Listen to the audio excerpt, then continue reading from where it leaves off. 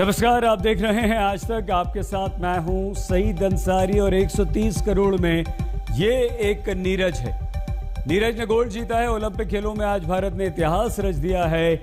Olympic के athletics में भारत ने 100 सालों से पदक का इंतजार खत्म कर दिया है। अब देखिए, ये जो आप यहां आगे हमारे सामने देख रहे हैं, ये पहला राउंड यानी कि 87.03 मीटर भाला फेंका यहां पर नीरज ने, और ये पहला राउंड था, मतलब पहला अटेम्प्ट था, पहली कोशिश थी। और इस कोशिश के बाद दूसरी कोशिश एक और की नीरज ने, और वो कोशिश थी 87.58, और वही कोशिश सबसे बड़ी कोशिश रही, गोल्ड रही। तीसरा अटेम्प्ट था 76.79 मीटर दूरी पर नीरज ने भाला फेंका। ये तीसरा नीरज का अटेम्प्ट था, लेकिन जो दूसरा अटेम्प्ट था, दूसरी जो कोशिश थी, वो सबसे आगे रही और उसका कोई मुकाबला नहीं कर पाया। चौथा राउंड फाइनल थ्रो, ये भी नीरज ने फेंका। फाउल हो गया था, मतलब वो काउंट नहीं होता, वो अगर जितना भी आगे फेंकते वो काउंट नहीं होता। पांचवा राउंड भी फाउल फेंका। मतलब ये हुआ कि जो दूसरा अटेम्प्ट किया था नीरज ने 87.58 मीटर, वही उनका सर्वश्रेष्ठ प्रदर्शन था। छठे राउंड में हालांकि 84.24 मीटर दूरी पर उन्होंने भाला फेंका, लेकिन काम आया दूसरा अटेम्प्ट, और दूसरे अटेम्प्ट के बाद उन्होंने गोल्ड जीता, क्योंकि 12 खिलाड़ी थे उनके मुकाबले में, दुनिया भर के, और दिग्गज भी उनमें थे, सभी दिग्गज थे, लेकिन नीरज का मुकाबला कोई नहीं कर पाया।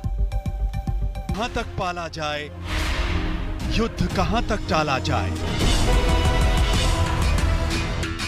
तू भी है राणा का वंशज, फेंक जहां तक भाला जाए। दोनों तरफ लिखा हो भारत, सिक्का वही उछाला जाए।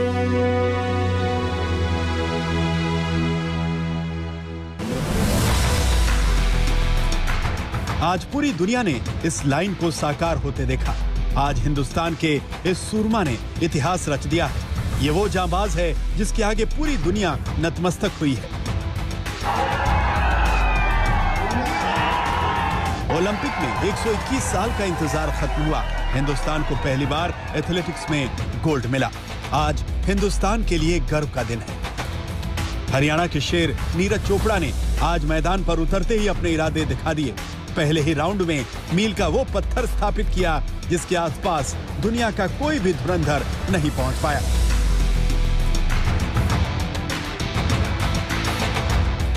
नीरज ने पहले अटेम्प्ट में 87.03 मीटर दूरी तय कर सबको चौंका दिया। अपने दूसरे अटेम्प्ट में 87.58 मीटर दूर भाला फेंका था। तीसरे अटेम्प्ट में उन्होंने 76.79 मीटर की दूरी तय की। चौथे और पांचवें राउंड में फाउल किया और छठे अटेम्प्ट में 80 मीटर से ज्यादा का थ्रो किया। इसी के साथ भारत ने 13 साल बाद ओलंपिक में गोल्ड मेडल हासिल किया है। वहीं यह भारत का दूसरा व्यक्तिगत ओलंपिक गोल्ड है।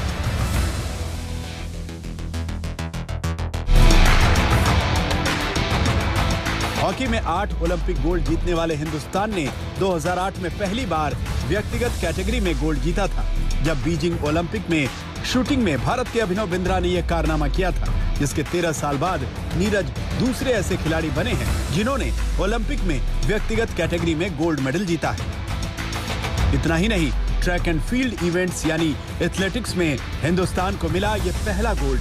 ब्रिटिश इंडिया की ओर से खेलते हुए नॉर्मन प्रिटचार्ड ने साल 1990 में हुए ओलंपिक में एथलेटिक्स में 2 गोल्ड जीते थे, लेकिन वो भारतीय नहीं, अंग्रेज थे। इससे पहले कई मौके आए, लेकिन भारतीय धुरंधर मेडल से चूक गए। 1960 के रोम ओलंपिक में मिल्खा सिंह मेडल से चूक गए थे, जहां वो चौथे स्थान पर रहे थे। वहीं 1984 लॉस एंजलिस ओलंपिक में पीटी उषा भी सेकंड के कुछ हिस्से से पदक से चूक गई थी। अंजू बॉबी जॉर्ज के भी शानदार खेल दिखाने के बावजूद किस्मत ने साथ नहीं दिया, वो 5वें स्थान पर रही। लेकिन आज नीरज ने कोई कमी नहीं छोड़ी। जिस अंदाज में नंबर 1 रहते हुए उन्होंने फाइनल में एंट्री की थी, आज उसी प्रदर्शन को जारी रखा, सीधे गोल्ड पर निशाना मारा। बोरिया मजूमदार के साथ राहुल रावत, टोक्यो, आज तक।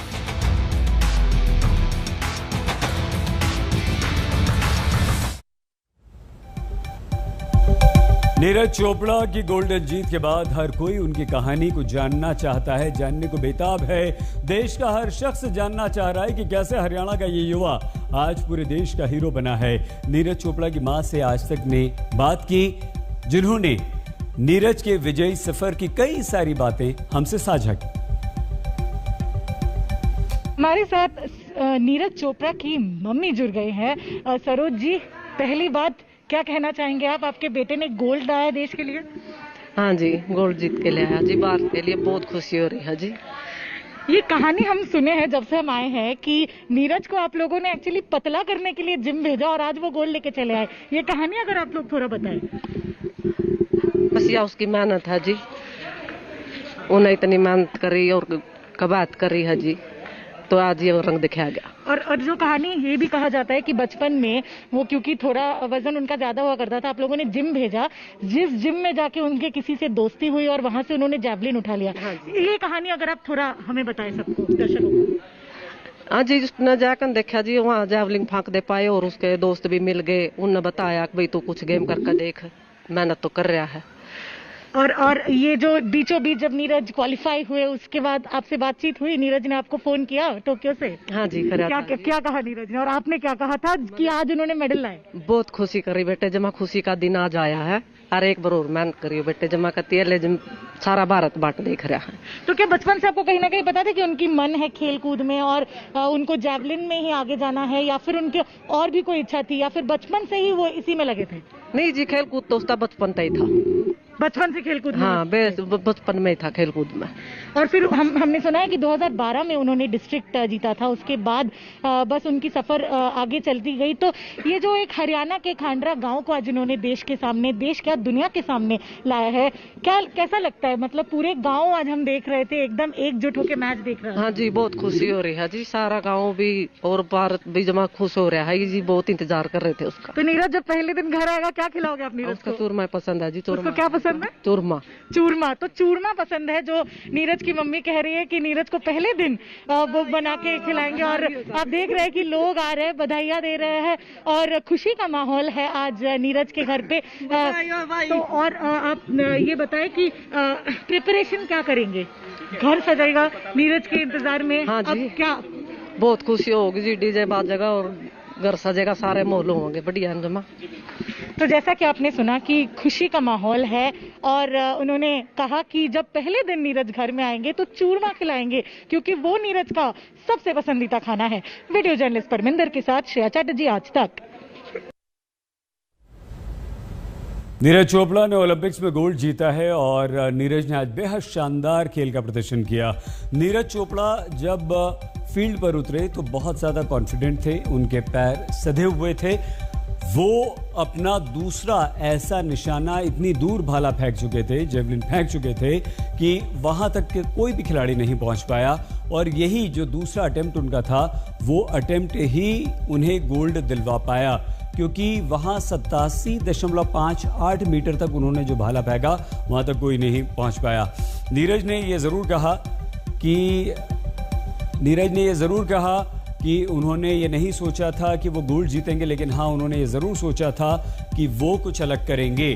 तो अभिनव बिंद्रा के बाद, जो कि उन्होंने बीजिंग ओलंपिक 2008 में गोल्ड जीता था, अब जेवलिन थ्रो में नीरज चोपड़ा ने गोल्ड जीता है। मतलब ये हुआ कि ओलंपिक की शुरुआत में नीरज चोपड़ा ने अपने इरादे जता दिए थे। क्वालिफाइंग मुकाबले में नीरज ने जिस तरह से, जिस दम से भाला फेंका था, उसे देखकर पूरी दुनिया हैरान रह गई थी। और तभी नीरज चोपड़ा ने भारत के हर शख्स के दिल में पदक की उम्मीद जगा दी थी, जिसे उन्होंने गोल्ड से पूरा कर दिया। आइए हम आपको बताते हैं कि नीरज चोपड़ा के गोल्डन बॉय बनने की पूरी कहानी कैसे। प्रधानमंत्री नरेंद्र मोदी बोल रहे हैं। नमस्ते सर। और बहुत बहुत बधाई आपको। Thank you sir, thank you so much. आज ओलंपिक का समापन की दिशा में जा रहा है और आपने देश को खुश कर दिया। हाँ, बस कोशिश है वही था कि बस ये मेरा सबसे लास्ट ये है कि मैं इंडियन में, तो बस कुछ अच्छा करना है और गोल्ड जीतना हूँ, और तो बहुत खुशी की बात है। बहुत अच्छा लगा और मुझे लगता है कि सभी जो अपने भारत और जो अपने लोग देख रहे थे, उनकी बहुत दुआएं और उनका सपोर्ट था पीछे थे। इतने ज़्यादा लोगों का तो शायद उसी ने मुझे यहाँ पे आज बुलाया है। पानीपत ने पानी दिखा दिया। नहीं सर, बहुत सभी का बहुत ज्यादा दुआएं थी, तो उनकी दुआएं काम आई आज। लेकिन इस बार एक तो ओलंपिक एक साल डिले हुआ, तो आपको एक साल ज़्यादा मेहनत करनी पड़ी, और कोरोना में अनेक संकट आए, अनेक मुसीबतें आई, बीच में आपको चोट भी आई थी, लेकिन उसके बावजूद भी आपने बहुत बड़ा कमाल करके दिया, और ये मेहनत के कारण होता है जी।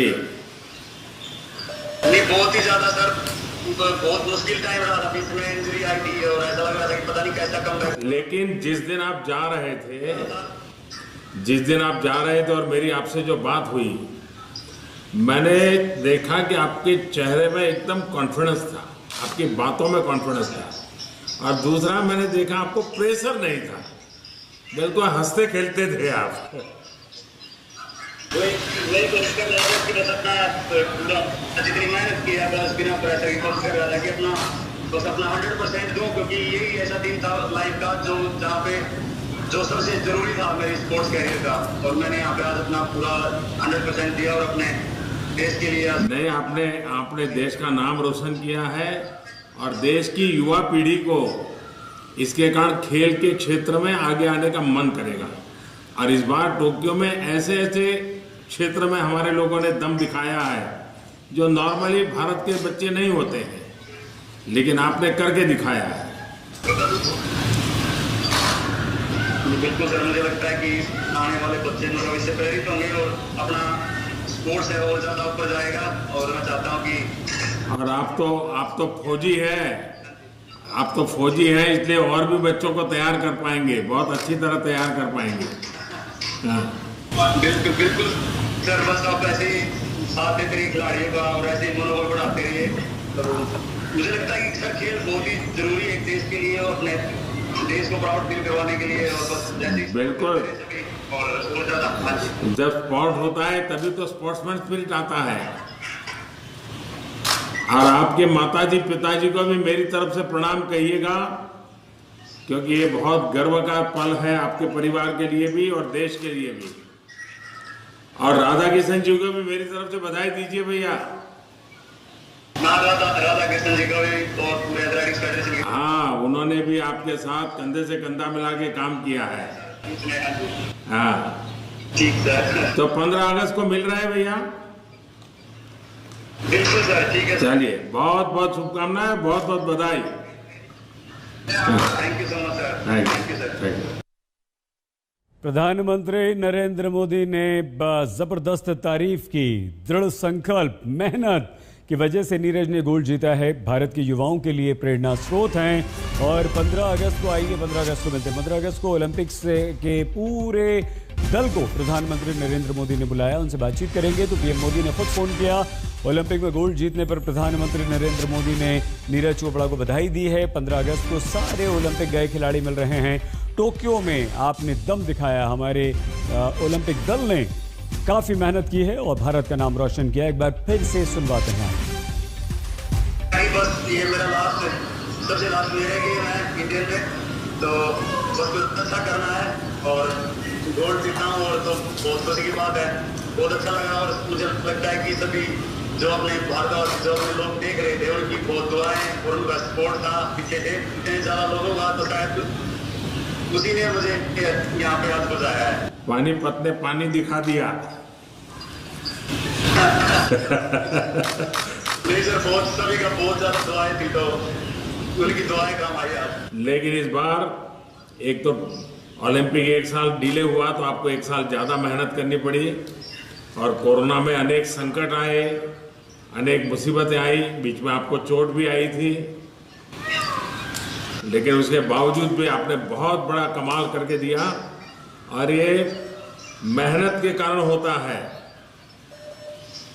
जी।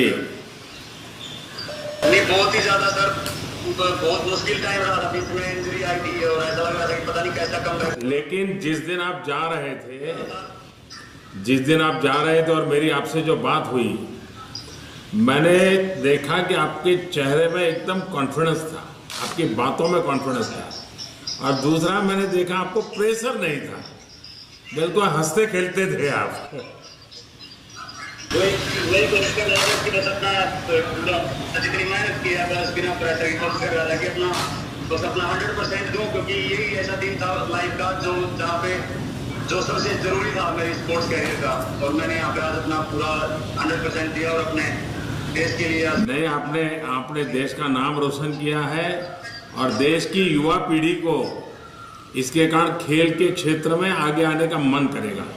और इस बार टोक्यो में ऐसे ऐसे क्षेत्र में हमारे लोगों ने दम दिखाया है जो नॉर्मली भारत के बच्चे नहीं होते हैं, लेकिन आपने करके दिखाया है। बिल्कुल सर, मुझे लगता है कि आने वाले बच्चे मतलब इससे प्रेरित होंगे और अपना स्पोर्ट्स है और ज्यादा ऊपर जाएगा। और मैं चाहता हूँ कि और आप तो फौजी है, आप तो फौजी है, इसलिए और भी बच्चों को तैयार कर पाएंगे, बहुत अच्छी तरह तैयार कर पाएंगे। बिल्कुल सर, बस आप ऐसे ही साथ देते रहिए खिलाड़ियों का और ऐसे ही मनोबल बढ़ाते रहिए।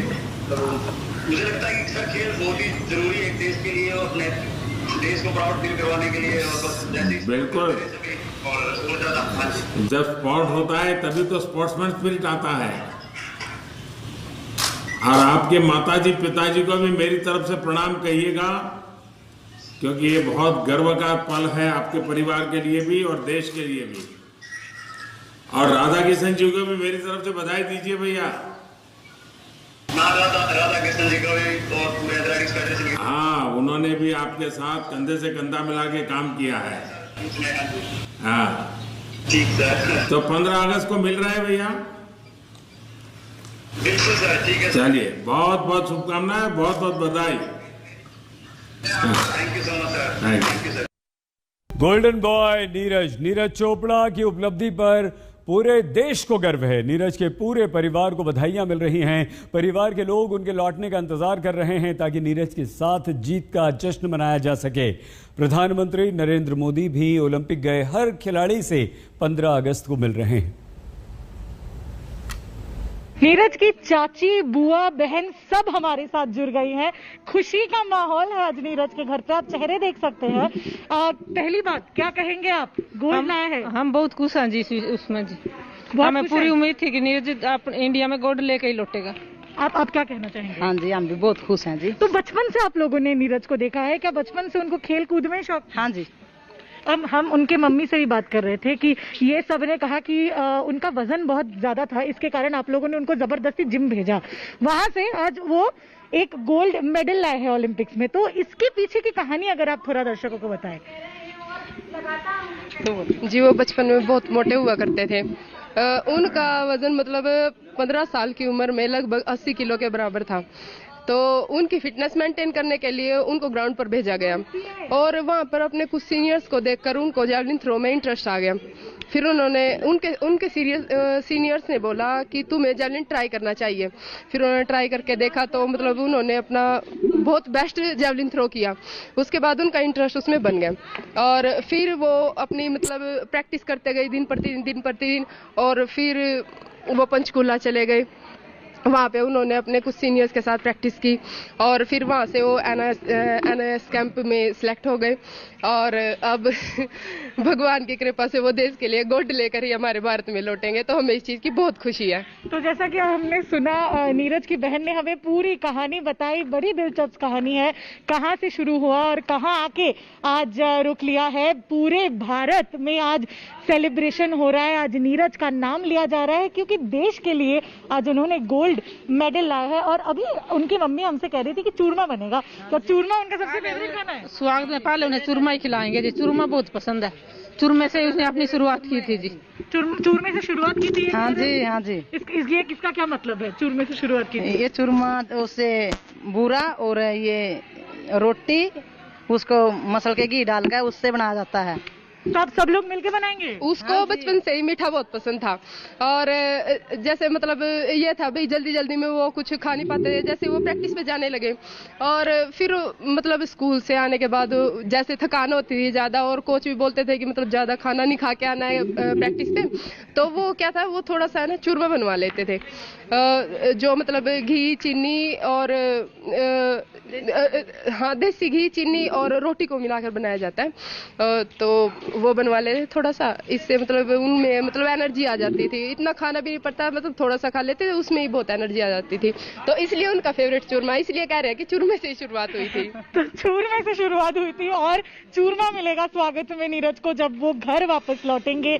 खुशी का माहौल है और जैसा कि घर में आप देख रहे हैं ये पूरा देश का कहीं ना कहीं माहौल है। आज वीडियो जर्नलिस्ट परमिंदर के साथ श्रेया चैटर्जी, आज तक। स्वागत एक बार फिर से आपका, आपके साथ मैं हूं सईद अंसारी और यह है 130 करोड़ में एक नीरज चोपड़ा, गोल्डन बॉय। नीरज चोपड़ा ने पूरे देश को गर्व करने का मौका दिया है। नीरज की सफलता पर पूरा देश इस समय गर्व कर रहा है। हर कोई इस जीत का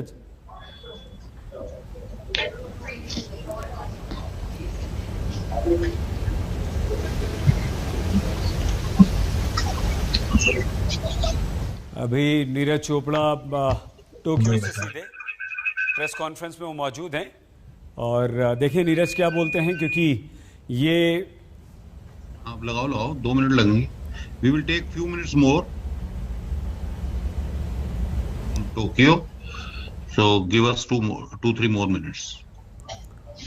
जब भी मेडल जीतने वाले खिलाड़ी ये टोक्यो ओलंपिक में होता है कि वहां पर मौजूद जो पत्रकार हैं उनसे उनके सामने रूबरू करवाया जाता है, एक प्रेस कॉन्फ्रेंस होती है और दुनिया भर के जो जर्नलिस्ट होते हैं वो खिलाड़ी से, मेडल जीतने वाले खिलाड़ी से बात करते हैं। हम क्योंकि सीधे कनेक्ट नहीं हो पा रहे हैं, लेकिन हमारे संवाददाता वहां पर मौजूद हैं, हमारे 2 संवाददाता वहां पर मौजूद हैं जो गोल्डन बॉय नीरज चोपड़ा से सवाल पूछेंगे। आज तक के सवाल भी होंगे नीरज की मेहनत, नीरज की इस उपलब्धि, नीरज के गोल्ड जीतने के बारे में। और नीरज ने कहा था कि मैंने ये तो नहीं सोचा था कि मैं गोल्ड जीतूंगा, लेकिन ये ज़रूर सोचा था कि मैं कुछ अलग अवश्य करूंगा। और आज जब नीरज इस मुकाबले के लिए उतरे तो उन्होंने जब पहली बार फर्स्ट अटेम्प्ट, उन्हें 6 मौके मिलते हैं, 6 बार भाला फेंकना होता है, लेकिन जब जैसे ही नीरज ने पहली बार भाला फेंका, काफी एथलीट बैठे हैं अभी। अच्छा, मतलब रात हाँ टाइम लग जाएगा सर, पर प्रेस तो शुरू हो गया। हाँ सर कोई बात नहीं, अभी ऐसे कोई प्रॉब्लम नहीं है, नेट तो यहाँ पे चल रहा है। आवाज ठीक आ रही है ना यहाँ से? हाँ जी ठीक आ रही है। ठीक है सर। सर का आवाज ब्रेक हो रहा है। करो। नीरज चोपड़ा से सवाल जवाब होंगे। तो नीरज ने अपना जो दूसरा अटेम्प्ट लिया, यानी कि दूसरी बार जब भाला फेंका, वो जबरदस्त था और वही उनका सर्वश्रेष्ठ प्रदर्शन रहा और उसको दुनिया भर के 12 खिलाड़ी इस गोल्ड की रेस में थे जो नीरज के आसपास भी नहीं पहुंच पाए और नीरज ने गोल्ड जीता। हालांकि उन्होंने 6 अटेम्प्ट किए, 6 बार भाला फेंका, 2 बार वो डिस्क्वालीफाई हुए, यानी कि उन्हें जो लाइन थी, जिस लाइन से पहले उन्हें भाला फेंकना चाहिए था, उस पर उन्होंने या तो पैर रख दिया, क्रॉस कर लिया, ओलंपिक चैंपियन बनने के लिए वो माना नहीं गया। लेकिन जो दूसरा अटेम्प्ट एक सेकंड में आपको दिखाता हूं, वही 87.8 मीटर, नहीं अभी नहीं आ रही, दूरी पर फेंका गया था और वही उनको गोल्ड दिला गया। अब आ गई आपकी वीडियो। हाँ thank you so much, really lovely.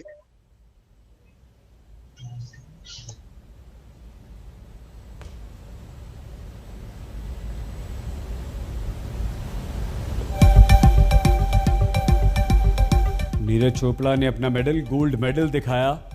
ये वही गोल्ड मेडल है जिस पर आज पूरा देश गर्व कर रहा है। नीरज ने पूरे देश को गर्व करने का मौका दिया है। न सिर्फ उन्हें देश भर से बधाइयां मिल रही हैं, बल्कि उनकी मेहनत, उनका दृढ़ निश्चय, उनका विश्वास और जिस तरह से फाइनल वो खेले, जिस तरह से गोल्ड। प्रेसिडेंट के पास वो नहीं था, आदिल जी के पास ज्वाइंट, हाँ लिंक नहीं था, मैंने अभी भेजा है। हमारा हीरो नीरज को कनेक्ट करने की कोशिश हो रही है ताकि हम सुन सकें अपनी सफलता को। नीरज खुद अपनी जुबानी बता पाएं कैसे उन्होंने मेहनत की, कैसे वो वहां पहुंचे, और जब फाइनल में जो इतना ज़्यादा प्रेशर होता है और इतना पूरे देश का दबाव, उस दबाव में कैसे अपने आप को संभाल कर रखना है। और जब आप भाला फेंकते हैं तो तब आप अपने आप को कैसे अपना सर्वश्रेष्ठ देना है, कैसे नीरज ने दिया। क्योंकि जाहिर सी बात है, जब आप ओलंपिक में खेलते हैं तो पूरे देश की उम्मीदें आपसे होती हैं और आपको उन उम्मीदों पर खरा उतरना होता है, और उन उम्मीदों का First of all, a huge congratulations to Neeraj. होता है आपके ऊपर। We are very, very proud of him. I think this is a great day for India in the history of Indian athletics, in the history of sports, that we have got not only our first medal in athletics, but a gold. So congratulations, Neeraj, once again. What I'm very pleased that Neeraj is one of our products which has come from the juniors. He became a junior world champion, a world record holder, went and won Asian Games, went and won Commonwealth Games. One of the most dedicated, well-behaved athletes, totally focused on his event. This also goes to show that the junior program which we are doing, which is one of the largest grassroots level programs in the world, is working. And it's a matter of time where we will see better results. This has also been a good teamwork. We've had a whole team. We created a whole ecosystem around Neeraj, starting from Dr. Banod, the chairman of our planning commission, who created the planning and coaching for him. We got him coaches, we got him foreign coaches. We've given him whatever he requested, whatever he needed, including physio, sports science, whatever he required. His competition was very meticulously planned by the chairman of the planning commission with the coaches, and I have to thank the whole team. It was a team effort led by Dr. Banot, who is the chairman of our planning and coaching committee. So I think it's a tremendous job. For me personally, I think it's a great thing, first being an Olympian, then I've coached an Olympian, but to get an Olympic gold medal during my tenure, I think that was the ultimate thing. And I was weeping when the national anthem was played. I was very emotional. So, thank you, sir. Thank you so much. So, I'm sorry, I'm emotional even now, but I think that is where we are, and I think this is just the beginning. This is just the beginning. You will see lots more. You will see lots more, and that's basically what I want to say at the moment. There's not much I can say, just very emotional. So, thank you. May I ask Dr. Banot to say a few words, please? Good evening. It's really a matter of proud, not only for the Athletic Federation or Neeraj Chopra. It is a proud moment for everyone, every Indian, including the media press. What he has achieved today is almost the same what he achieved when he became the world junior champion. Just 1 meter difference. At that time, he was capable of winning the medal because the medal distance during the last Olympics was less than what he did in the junior world championship. But unfortunately, the junior championship was later and the qualifying date was over. We tried with the World Athletics, IAAF, but we couldn't do it. I was very sure from day one that Neeraj will win a medal, at least silver medal. And Neeraj is one athlete who participated in the last 4 years. Wherever he has participated, he has won the gold. Starting from the World Junior Championship, it was his first Asian Games at Jakarta, and first Commonwealth Games, he won the gold in every event. And this time I was expecting good results. People were talking about Germans, but I knew, because we have the statistics with us, that they were not in form. And his first throw, let me tell you, the people asked me yesterday why he's getting the second serial number, why he's not coming at the last when his distance was more than everyone else. So I was happy कि ये दूसरे number पर है, और ये इस चीज का हमें फायदा होगा, और फायदा ये होगा कि शुरू से ही प्रेशर बन जाएगा. नीरज एक बहुत कंसिस्टेंट थ्रोअर है, and we have given all what the President Adil has mentioned, that all whatever necessary, in spite of his injury last year, he could come back, he qualified, and he has achieved his target.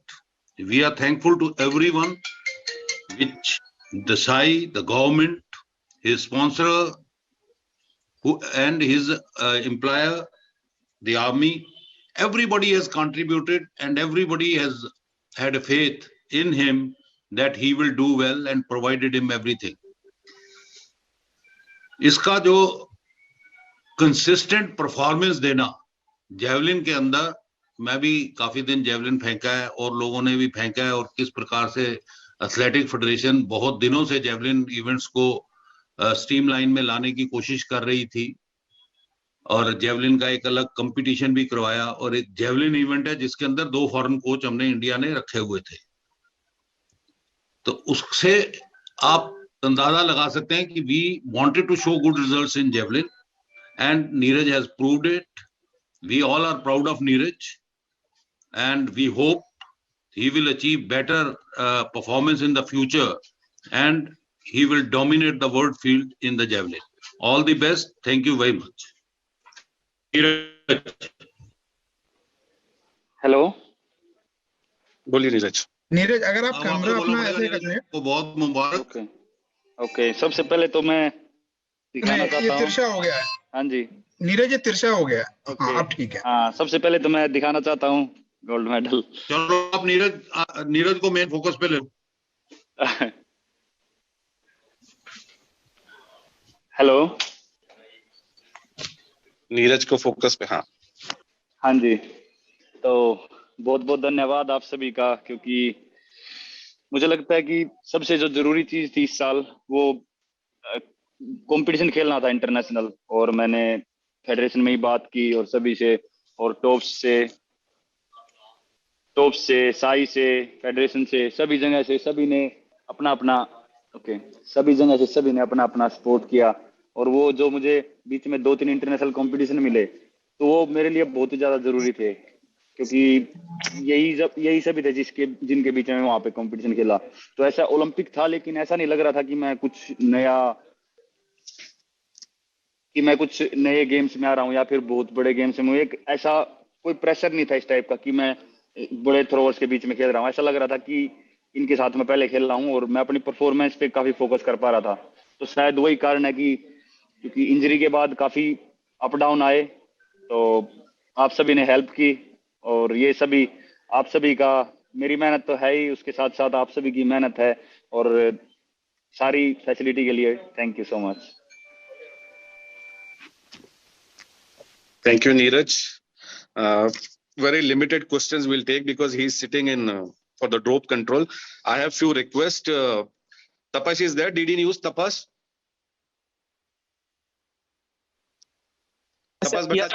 Yes, I'm here. Can you hear me? Hi, Neeraj. Can you hear me? हाँ जी, hello, हाँ जी. Hi, Neeraj. जब हम मिले थे आपसे साल के starting में, हम बात कर रहे थे कि आपकी इंजरी कंसर्न थी. आप एक बहुत ही एक ऐसे दौर से जा रहे थे जब आपको बहुत स्ट्रेस था. अब वहां से लेके यहाँ तक का सफर कैसा महसूस हो रहा है? इस मेडल को हाथ में लेके कितना आप लग रहा है कि on top of the world? काफी खुशी हो रही है। ये तो मैं मतलब आपको एक्सप्लेन नहीं कर सकता कि कितनी खुशी है, लेकिन हाँ बिल्कुल वो टाइम आया था, थोड़ा इंजरी की वजह से बहुत दिक्कतें आई थी, लेकिन फिर भी सभी का साथ रहा और अब अच्छे से रिहैब भी हुआ और इंजरी भी सक्सेसफुल, मतलब ये जो सर्जरी भी सक्सेसफुल होगी। तो थोड़ा टाइम लगा कम बैक करने में। जो मेरा 2019 का साल था, बस उसकी थोड़ी सी वो पूरा खराब चला गया। मेहनत काफी की थी उसकी, उस साल भी वर्ल्ड चैंपियनशिप के लिए। फिर उसके बाद पूरा फोकस 2020 पे अपना ओलंपिक्स पे किया था, तो कोरोना की वजह से वो भी प्रॉब्लम होगी। लेकिन मैं धन्यवाद बोलता हूँ अपने फेडरेशन का और सभी अपनी गवर्नमेंट का कि हम वहाँ पे बाहर ट्रेनिंग कर रहे थे और मुझे वहाँ पे कंपटीशन भी मिले और मैंने वहाँ पे अपना क्वालिफाई भी किया। और मुझे याद है कि मैं इंडिया में 2019 में ओपन नेशनल हो रही थी, तो मैंने वहाँ पे एंट्री करवा ली थी और मेरी फ्लाइट टिकट भी थी। और मेरा बस ये था कि मन में कि मैं बस एक कोई कंपटीशन खेल लूं, क्योंकि इंजरी के बाद जो सभी मेडल जा रहे थे वो अपने डिस्टेंस के आसपास जा रहे थे, चाहे वो वर्ल्ड चैंपियनशिप हो या कुछ भी हो। बस मेरा ये हो रहा था कि मैं खेल लूं बस। तो मैंने सभी कुछ करवा लिया था। फिर आदिल सर से बात है, आदिल सर का फोन आया कि नीरज तू ये कंपटीशन मत खेल, आगे ओलंपिक्स आ रहा है उस पर फोकस कर, क्योंकि ज्यादा प्रॉब्लम हो जाएगी। तो फिर मैंने वो कैंसिल कर दी थी और मुझे लग रहा है कि वो शायद वो अच्छा डिसीजन था, क्योंकि एथलीट को लगता ही है कि बस मैं खेल लूं जल्दी से। तो उसके बाद फिर अच्छी मेहनत रही और अच्छे से फिट हो गए फिर मैंने कंपटीशन खेले। Thank you. Vimal ji please quickly short. Vimal NDTV, Vimal ji.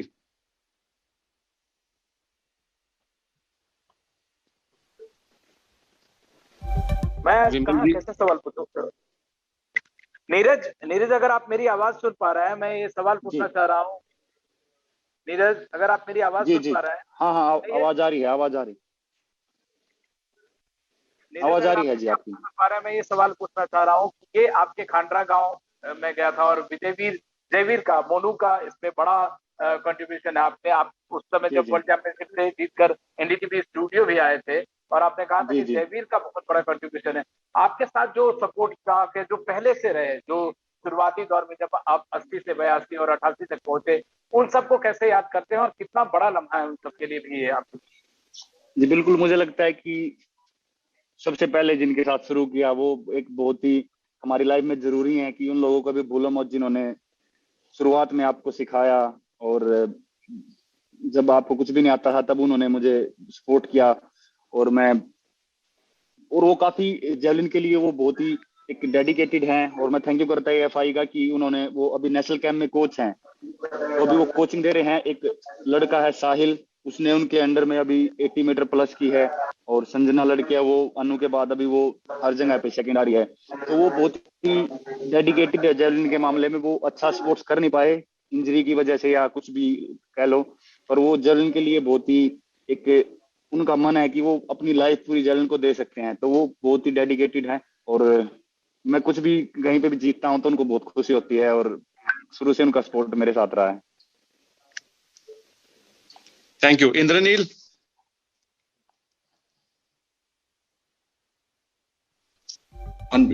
Thank you Divesh. Congratulation Neeraj, कैसे हैं? एकदम बढ़िया लग रहा है। या my question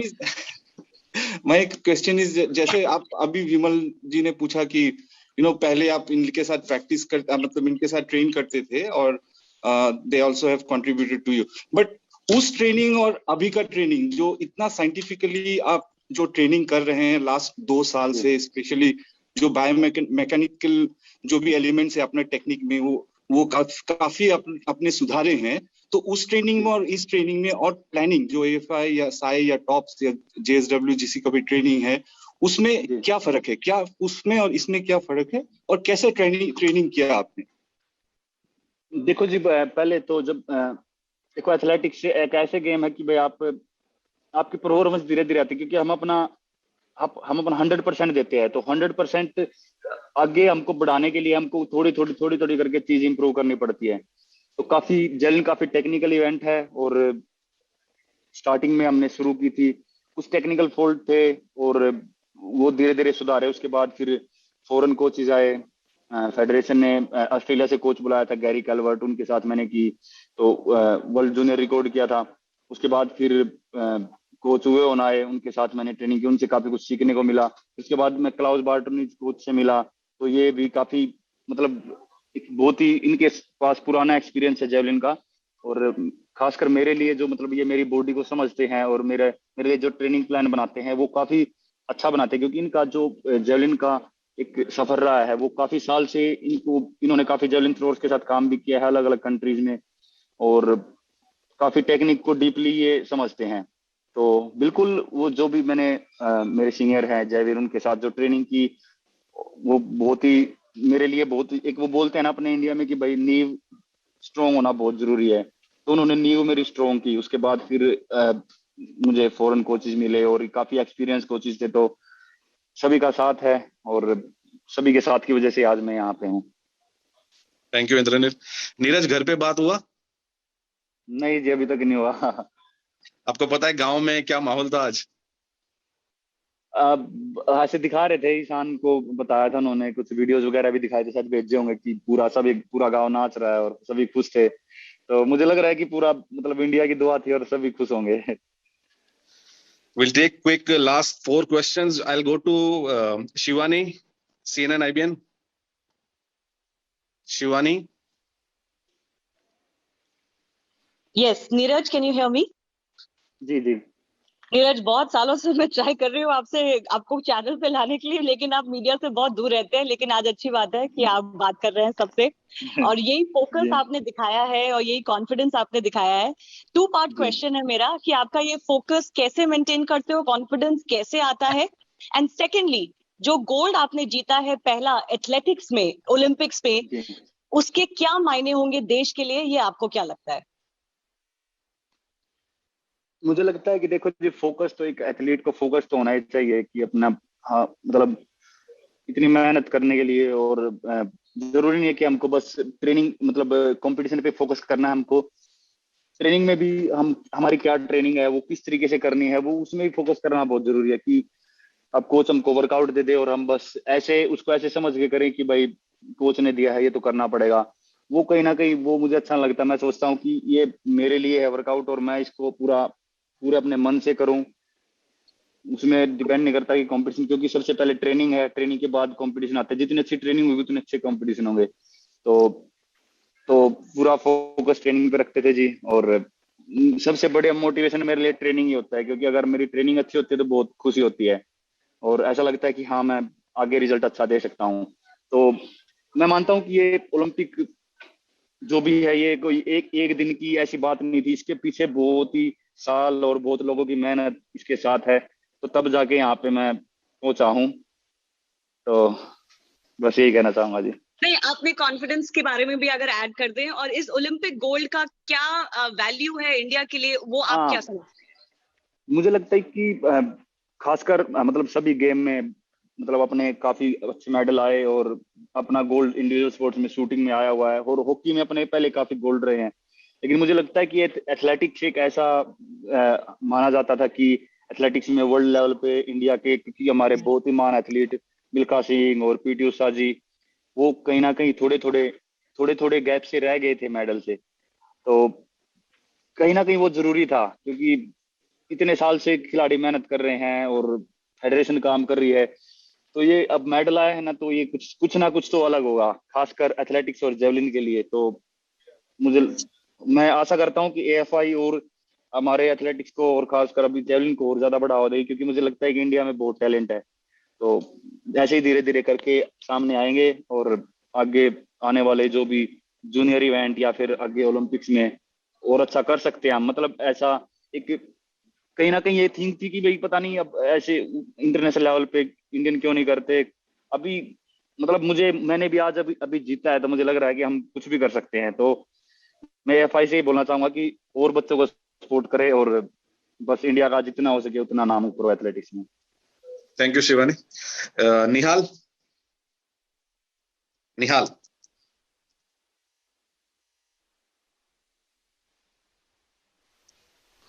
Neeraj, congratulations. Thank you ji. आप आपका आज का फर्स्ट 2 थ्रोज के बारे में बताइए, क्योंकि वो दोनों थ्रो जब हम टेलीविजन पे देखा वो ऑलमोस्ट परफेक्ट लगा, और आप आपका जो मन में था शायद आपने वो एम उस दोनों थ्रो में कर दिया। सेकंड थ्रो के बाद यू टर्न एंड आपने कोचिंग स्टाफ की तरफ और ऑफिशियल्स की तरफ हाथ भी उठाया। तो वो दोनों थ्रो कितना इंपॉर्टेंट है आपके लिए एक टोन सेट करने के लिए आज के फाइनल में? मुझे लगता है कि जो अभी थोड़ी देर पहले बनोट सर बता रहे थे कि पहला थ्रो अगर हम अच्छा कर लें तो थोड़ा दूसरे एथलीट पे थोड़ा सा प्रेशर हो जाता है।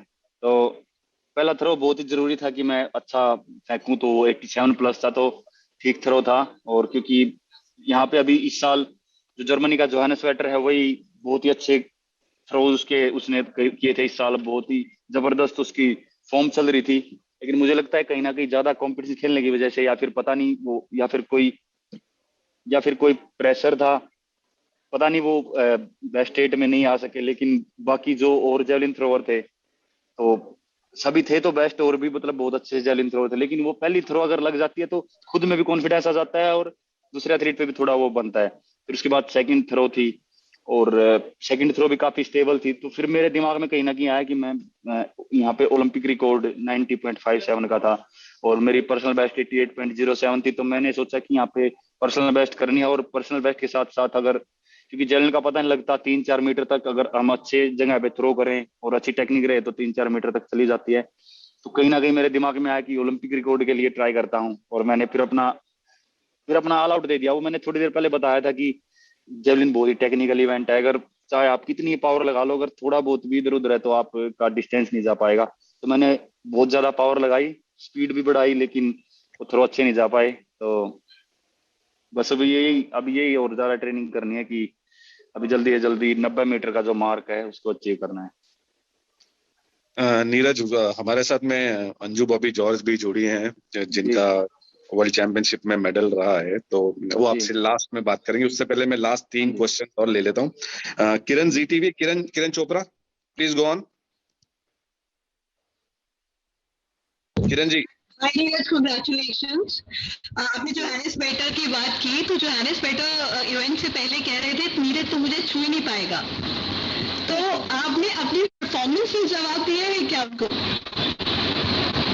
हाँ, क्योंकि लोग बोल रहे थे कि जोहानस बेटर ने ऐसा बोला है, तो मैं एक ही बात मानता हूँ कि भाई ओलंपिक एक ऐसी जगह है कि यहाँ पे वर्ल्ड रैंकिंग या ये मैटर नहीं करती। कई बार यहाँ पे दिन ही डिपेंड करता है कि किसका दिन है और कौन क्या करेगा। तो मैंने कुछ नहीं बोला। मुझे लगता है कि, और मैं बोलना भी नहीं चाहता इसके ऊपर क्योंकि मैं उसकी रिस्पेक्ट करता हूँ, बहुत अच्छा थ्रोवर है। और उसके बारे में मुझे सच बताऊं तो दुख भी है कि आज मतलब इतने अच्छे जेवलिन थ्रोवर को बेस्ट 8 से बाहर निकलते हुए देखा, तो बहुत दुख भी हुआ। लेकिन मैं मानता हूँ कि स्पोर्ट्स मतलब किसी का वो नहीं है कि बड़े से बड़े एथलीट भी कई बार परफॉर्म नहीं कर पाते। तो मेरा ऐसा कोई वो नहीं था, मेरा अपनी परफॉर्मेंस पे फोकस था और मैंने अपने परफॉर्मेंस पे पूरा फोकस किया और मैंने अपना 100% दिया। Thank you. Vinayak, quickly. Vinayak. Yeah, Neeraj, first of all, congratulations. Hello, thank you ji. आप अभी 28 को फिर आप डायमंड लीग भी खेलने जा रहे हैं, तो आपका जो फोकस है 90 मीटर्स का है और क्रॉस करने का, उसके बारे में बात करेंगे। Olympic is done. देखो जी, अभी एक बार अभी इंडिया आएंगे और उसके बाद ट्रेनिंग का कैसे रहता है और वीजा का कैसे काम रहता है तो उसका देखेंगे। बाकी इस साल का जो सबसे मेन फोकस था ओलंपिक्स पे था, और वीजा का अगर सही इजी काम रहा और मेरी ट्रेनिंग हो पाई तो मैं खेल लूंगा, क्योंकि मैंने यहाँ पे अपना 100% दिया है। और मैं नहीं चाहता कि, क्योंकि यहाँ पे मेरा मेन फोकस था कि ओलंपिक में हम अपनी 100% फॉर्म लेके आए। तो अभी देखते हैं कि अब अगर वीजा वगैरह काम सही से होता है और ट्रेनिंग हो पाएगी अभी, तो उसके लिए आगे सोचेंगे। हाँ जी। हेलो।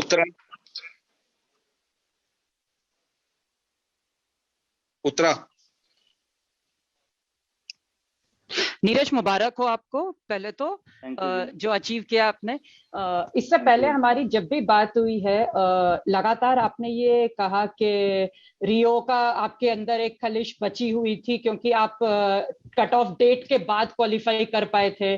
और ओलंपिक्स भी पिछले साल जब पोस्टपोन हुआ तो कहीं ना कहीं आपके दिमाग में था कि आपका और ओलंपिक्स का कुछ हिसाब ठीक बैठ नहीं पा रहा है, क्यों गड़बड़ हो रही है बार बार, ये आप लगातार कहते आए हैं। तो आज जब फाइनली आपको पता तो चली गया था अपने आखिरी थ्रो से पहले कि आप जीत चुके हैं गोल्ड, तो उस वक्त आखिरी थ्रो से ठीक पहले आपके क्या रिएक्शंस थे? क्या कहीं ना कहीं ये पिछली सारी चीजें एक तरह से जिसे कहते हैं आपके सामने फ्लैश हुई थी या ब्लैंक हो गए थे? वो क्या था फीलिंग जब आपको ये रियलाइज हुआ कि अब गोल्ड इंडिया का है, आपका है? जब सभी की थ्रो हो गई लास्ट और सिर्फ मेरी बची थी, जब मुझे हो गया कि मेरी लास्ट थ्रो है और मेरा गोल्ड हो चुका है, तो एकदम मैं एक्सप्लेन नहीं कर सकता, एकदम मैं कंपटीशन मोड में था और ये पता लगते कि बस अपना गोल्ड हो गया, तो बस पता नहीं सब कुछ एकदम चेंज हो गया कि बस पता नहीं क्या होगा, जैसे मैंने क्या कर लिया। तो वो फिर मैं काफी रनवे तक पहुंचा, ऐसे लग रहा था कि यार पता नहीं, जैसे एकदम दिमाग इधर उधर होने लग गया। फिर मैंने पूरा अपना फोकस किया कि थ्रो पे, और मैं कोशिश कर रहा था कि उस थ्रो को भी अच्छा करूं, लेकिन काफी खुशी थी उस थ्रो में भी, और वो थ्रो मैंने ऐसी फेंकी तो वो भी अच्छी गई। लेकिन बस वही है कि थोड़ा सा दिमाग में तो रहता था कि भाई यार रियो ओलंपिक्स से थोड़े से दिन की वजह से निकल गए और इतने मेडल भी था, और एएफआई ने काफी कोशिश भी की थी एंट्री करवाने की, वाइल्ड कार्ड एंट्री, लेकिन उस टाइम नहीं मिल पाई। पर वही था कि दिमाग में था कि हाँ ओलंपिक्स है और उसके लिए मेहनत करनी हमने जारी रखी, और बीच में इंजरी भी आई, काफी ऐसा टाइम भी आया था कि ऐसा लग रहा था कि यार पता नहीं कैसा कमबैक होगा, तो सब अच्छा रहा। तो अब आपको लगता है कि ये जितना भी डिले हुआ या मिस हुए चांसेस, वो कहीं ना कहीं इस बात के लिए एक सीढ़ी बनते चले गए कि जब फाइनली आपने परफॉर्म किया तो वो शायद इतना अच्छा हुआ कि पुरानी सारी चीजें आप भूलते चले गए? देखो जी, क्योंकि दिमाग में यही था कि अगर जब 2020 मतलब पिछले साल पोस्टपोन हुआ, तो दिमाग में एक चीज बिठाई थी कि इसको नेगेटिव वे में नहीं लेना है, इसको बस ऐसे लेना है कि मुझे 1 साल और मिल गया है प्रिपरेशन के लिए। तो वो दिमाग में रख के तैयारी करते गए, कंपटीशन भी खेले और तैयारी बढ़िया चलती गई, और आज फाइनली यहाँ पे है गोल्ड मेडल के साथ। तो ऐसा लग रहा है कि यार जो भी हुआ ठीक हुआ, बस थोड़ा सा ये कोरोना गलत आ गया, दुनिया में इतने लोग दिक्कत में है इसकी वजह से, बाकी बहुत खुशी है कि गोल्ड जीता। Thank you Uttara. Last 2 questions, ABP News and Raja Raman ji. ABP News go first, उसके बाद में राजा Raman ji last question. There are lot of requests but we are sorry we will not be able to take, we have to leave Neeraj for because he's sitting in his dope control. So ABP News please. से सवाल ये है नीरज कि क्या दूसरा attempt में जब आपके हाथ से जैवलिन निकला, क्या तभी पता चल गया था कि गोल्ड मेडल आने वाला है? गोल्ड का तो देखो जी कुछ कह नहीं सकते, लेकिन ये जरूर हो गया था कि हाँ मेरा बेस्ट थ्रो गया है ये, तो काफी ये जरूर हो गया था कि हाँ, क्योंकि गोल्ड के बारे में तो ऐसे बोल नहीं सकते पहले ही, क्योंकि हमको दिमाग में ऐसे लेके आना थोड़ा सा खतरनाक हो सकता है कि हाँ गोल्ड पक्का हो गया, फिर उसके बाद हम एफर्ट नहीं लगा पाते। तो हाँ ये था कि बेस्ट थ्रो गई है और मुझे और थ्रो करनी है, पर हाँ ये जरूर हो गया था सेकंड थ्रो में कि हाँ ये बेटर थ्रो है पहले वाली से। Thank you. Raja sir. Raja sir. Thank you Neeraj, first of all thank you for what you have done, बहुत बढ़िया किया हम लोगों के लिए। मैं सिर्फ आपसे 2 चीजें जानना चाहता हूँ, दोनों भी दबाव को लेके है। एक तो एथलेटिक्स में कभी मेडल था ही नहीं और आपने गोल्ड लिया है, उसका कितना दबाव था एथलेटिक्स में मेडल लाना है। और दूसरी बात, टोक्यो में अभी तक गोल्ड आया नहीं था, तो क्या वो भी आप पे दबाव बना है कि भाई मैं इंडिया के लिए गोल्ड लाना है, किसी भी तरीके से गोल्ड लाना है? दबाव था तो कैसे उसको झेला? सर बिल्कुल, देखो एक दबाव का तो पता नहीं, लेकिन हाँ ये फीलिंग जरूर होती है कि यार एक तो खासकर एथलेटिक्स के लिए तो था ही कि भाई हाँ एक करना है, मेडल लेके आना है, लेकिन टोक्यो में कोई गोल्ड नहीं आया था, तो और सबसे लास्ट में मेरा ही इवेंट था, तो ये था दिमाग में यार कि हाँ कैसे करें। लेकिन मैं आपको सही बताऊं तो जब जिस टाइम मैं रनवे पे होता हूँ और जिस टाइम फील्ड पे होता हूँ, तो ये ज्यादा दिमाग में इधर उधर की बातें नहीं आती, तो मैं पूरा फोकस अपना इवेंट पे करता हूँ। जब मैं जैवलिन लेकर रनवे पे खड़ा होता हूँ तो बस मेरा पूरा फोकस थ्रो पे होता है, तो बस वही कारण है मेरे हिसाब से कि ज्यादा प्रेशर नहीं आता, क्योंकि ऑटोमेटिक जब मैं जेवलिन लेके खड़ा होता हूँ तो वो सब कुछ पूरा फोकस जेवलिन पे आ जाता है और मैं अपना थ्रो सही से कर पाता हूँ। Thank you so much. Thank you, sir. Anju ma'am.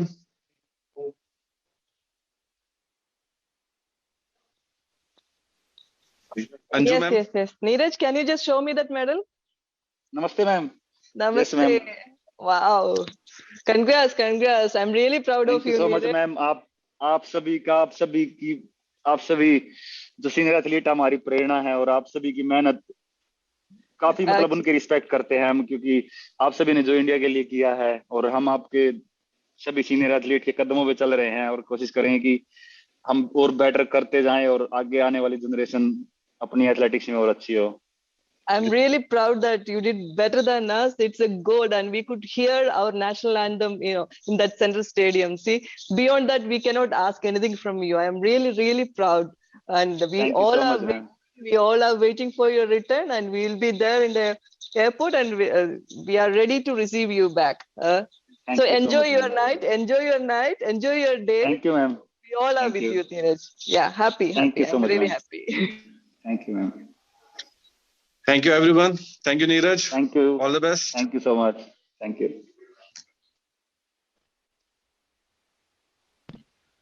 Neeraj है कि निकल गया? है सर, है। नीरज, जो जर्नलिस्ट आपके लिए बाहर रुके हुए हैं डोप कंट्रोल के बाहर, उनसे 2 मिनट प्लीज बात कर लेना आप। सर मैं बोल देता हूँ उसको, शायद निकल गया। हाँ बोल दो। Right sir, thank you sir, good night sir. Hi नमस्कार, आप देख रहे हैं आज तक, आपके साथ मैं हूं सईद अंसारी। स्वागत है आपका खबरदार। ओलंपिक खेलों में भारत के 100 वर्षों के इतिहास में आज का दिन स्वर्णिम है। आज 100 वर्षों बाद एथलेटिक्स में भारत को पहला मेडल मिला, और वो भी गोल्ड मेडल। सोने पर सुहागा ये कि जेवलिन थ्रो इवेंट में नीरज चोपड़ा ने यह इतिहास अपनी 24 कैरेट गोल्ड परफॉर्मेंस देकर हासिल किया है, और इसीलिए आज का खबरदार भारत के गोल्डन बॉय की जीत को समर्पित है। और इसीलिए आज खबरदार की शुरुआत हम करते हैं टोक्यो ओलंपिक में भारत के इस गोल्डन लम्हे के साथ। ये वो पल है जिसने पूरे देश को गौरवान्वित किया। ये वो गोल्डन लम्हा है जिसे देश का कोई भी खेल प्रेमी कभी नहीं भूल सकता। हमारे देश को इस लम्हे का लंबे समय से इंतजार था। हमारे देश को यह लम्हा दिखाने वाले नीरज चोपड़ा पर पूरे देश को गर्व है, जिन्होंने यानी कि नीरज ने अपनी इस ऐतिहासिक जीत से न सिर्फ गोल्ड मेडल जीता, बल्कि 135 करोड़ भारतीयों का दिल भी जीता।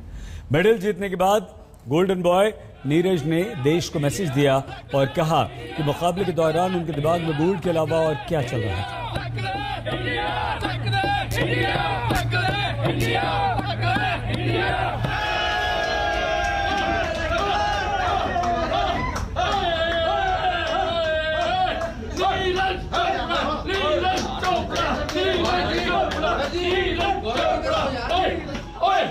फिर मेरे दिमाग में कहीं ना कहीं आया कि मैं यहाँ पे ओलंपिक रिकॉर्ड 90.57 का था और मेरी पर्सनल बेस्ट 88.07 थी। तो मैंने सोचा कि यहाँ पे पर्सनल बेस्ट करनी है, और पर्सनल बेस्ट के साथ साथ अगर, क्योंकि जेवलिन का पता नहीं लगता, 3-4 मीटर तक अगर हम अच्छे जगह पे थ्रो करें और अच्छी टेक्निक रहे तो 3-4 मीटर तक चली जाती है। तो कहीं ना कहीं मेरे दिमाग में आया कि ओलंपिक रिकॉर्ड के लिए ट्राई करता हूँ, और मैंने फिर अपना ऑल आउट दे दिया। वो मैंने थोड़ी देर पहले बताया था कि जेवलिन बहुत ही टेक्निकल इवेंट है। अगर चाहे आप कितनी पावर लगा लो, अगर थोड़ा बहुत भी इधर उधर है तो आपका डिस्टेंस नहीं जा पाएगा।